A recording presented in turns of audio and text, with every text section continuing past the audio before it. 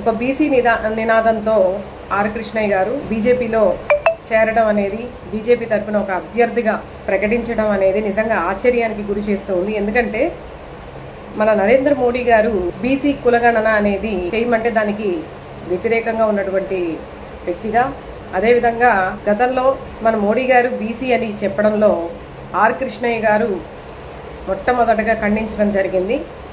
మోడీ గారు ఒక బీసీ కాదు అని చెప్పేసి మాట్లాడటం జరిగింది. ఈరోజు బీసీ కులగణన జరగకుండా ఉండటానికి గల కారణం ఏమి అనేది మరి ఆర్ కృష్ణయ్య గారు ఒక బీసీ నినాదంతో బీసీలందరి తరపున బీసీ యొక్క పక్షపాతిగా, ఒక బీసీ నాయకుడుగా ఈరోజు ముందుకెళ్తూ ఏదైతే విమర్శ చేశారో బీసీ కులగణనకి అనుకూలంగా లేనటువంటి పార్టీని ఎన్నుకొని ఈరోజు ఆ పార్టీ తరపు నుంచి అభ్యర్థిగా ఉండడం అనేది నిజంగా చాలా ఆశ్చర్యకరంగాను, ఇదంతా కూడా చూస్తూ ఉంటే కేవలం రాజ్యాధికారానికి ఇచ్చేటటువంటి ప్రాముఖ్యత, ఏదైతే వాళ్ళు కొన్ని ఫండమెంటల్స్ పెట్టుకొని రాజకీయంలోకి వస్తారో అవన్నీ మరిచిపోయి ఈరోజు వాళ్ళు వేస్తున్నటువంటి అడుగులు చూస్తుంటే నవ్వాలో ఏడవాలో అర్థం కాని పరిస్థితి.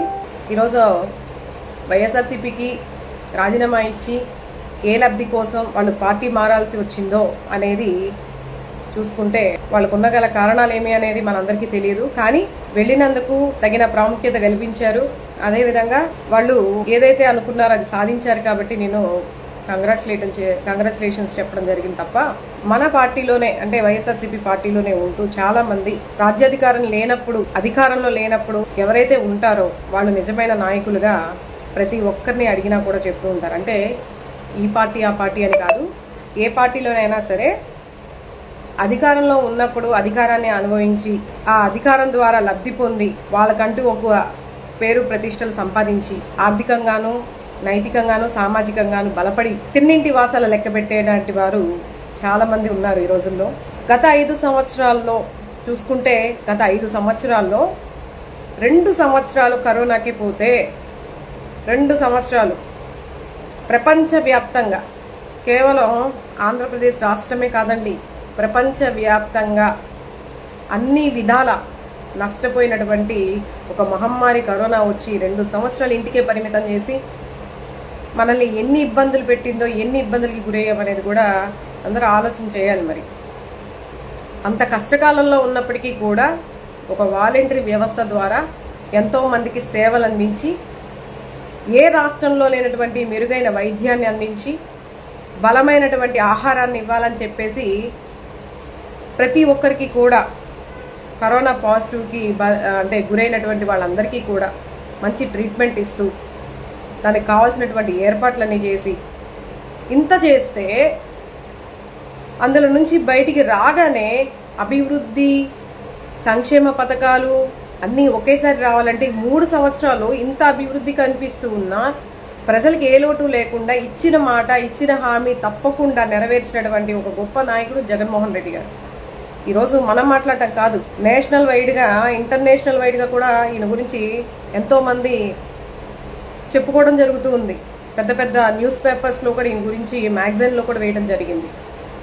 అటువంటి జగన్మోహన్ రెడ్డి గారిని చూసి చాలామంది కొన్నాళ్ళు చలి జ్వరంతో మంచం కూడా దిగలేదు. మరి ఈరోజు ప్రతి ఒక్కరు కూడా మాట్లాడగలిగే వాళ్ళే. మరి మీరు ఇచ్చిన హామీలు ఈరోజు ఎందుకు నెరవేర్చట్లేదు? ఎందుకు మాట చాటేస్తున్నారు? అప్పులున్నాయి, రాష్ట్రంలో మనకి బ్యాలెన్స్ లేదు, నిధులు లేవు, రాష్ట్రం అంతా మనం హామీలు ఇచ్చేసాము, చూస్తుంటే భయం వేసేస్తుంది అని చెప్పేసి ఇంత చీప్ ట్రిక్స్ ప్లే చేస్తూ ఉంటారా? ఒకసారి మాట ఇచ్చిన తర్వాత మాట తప్పకుండా నిలబెట్టుకోవాలి. ఎన్నికలకు ముందు ఒక మాటలు ఇచ్చి హామీలు ఇచ్చి ప్రజల్ని మభ్యపెట్టి ఆశ పెట్టి ఇన్ని చేసి చివరికి అధికారంలోకి వచ్చిన తర్వాత నిధులు లేవు, రాష్ట్రం అంతా అప్పుల పాలైపోయిందని చెప్పేసి ఉన్న అప్పు 6 లక్షలు అయితే 14 లక్షల కోట్లు అని చెప్పేసి 6 లక్షల కోట్లు అయితే 14 లక్షల కోట్లు అప్పు ఉందని చెప్పేసి ప్రజల్ని నమ్మించి సంపద సృష్టిస్తామని చెప్పేసి మద్యపానం మీద టెండర్లు వేసి, అలాగే ఇసుక ఉచిత ఇసుక అని చెప్పేసి ఎక్కడిస్తున్నారండి ఉచిత ఇసుక? ఇసుక అసలు దొరుకుతుందా? అందుబాటులో ఉండేటటువంటి భవన కార్మికులకి అసలు ఇసుక అనేది దొరుకుతుందా? మరి ఇవన్నీ చేసేవన్నీ తప్పులు కాదా? ప్రజలు తెలుసుకోవాలి. ప్రజలు కొంచెం తెలుసుకుంటే అర్థమవుతుంది. ఎవరో చెప్పేసేసి ప్రజల్లోకి తీసుకెళ్ళిపోయి ఒక అబద్ధాన్ని 100 సార్లు మాట్లాడి అదే అబద్ధాన్ని ప్రజల్లోకి తీసుకెళ్ళిపోతే వాళ్ళు కూడా దాని గురించి పూర్తిగా విశదీకరించకుండా దాని గురించి తెలుసుకోకుండా ఆహా ఓహో ఓకే ఇంతే అన్నమాట, అయితే నిజమే, అయితే చేసి ఉంటారేమో, అలా వెళ్ళిపోతుంది. దీన్ని ఖండించాల్సినటువంటి బాధ్యత ఎవరిది? ప్రతి ఒక్కరిది. వైఎస్ఆర్సీపీ అభిమాని ప్రతి ఒక్కరిది. జగన్మోహన్ రెడ్డి గారు అభివృద్ధి సంక్షేమాల గురించి చెప్పాలంటే రాను అంటే రాబోయే రోజుల్లో ప్రతి ఒక్కరు కూడా తెలుసుకుంటారు.